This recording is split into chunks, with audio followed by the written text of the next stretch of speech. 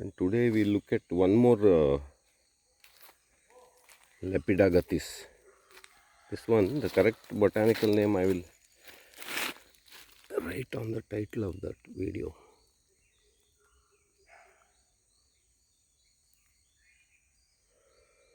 So this is the third Lepidagathis I could get in this region. One is that Keralensis, Lepidagathis keralensis.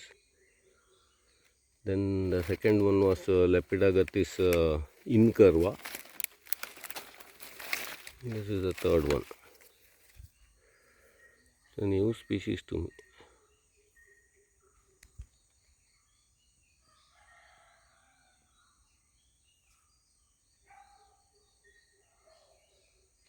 Small flowers.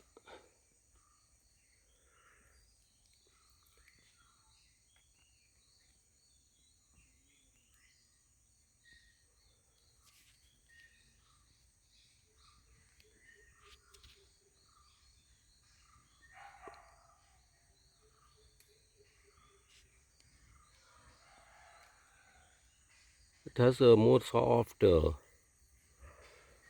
leaves and all are quite soft and hairy.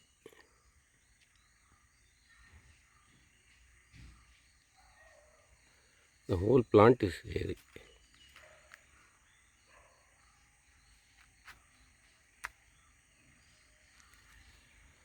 And then I think it spreads sideways.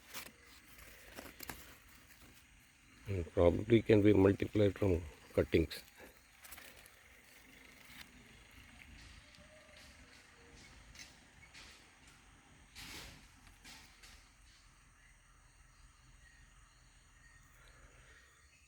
And there is one more plant here.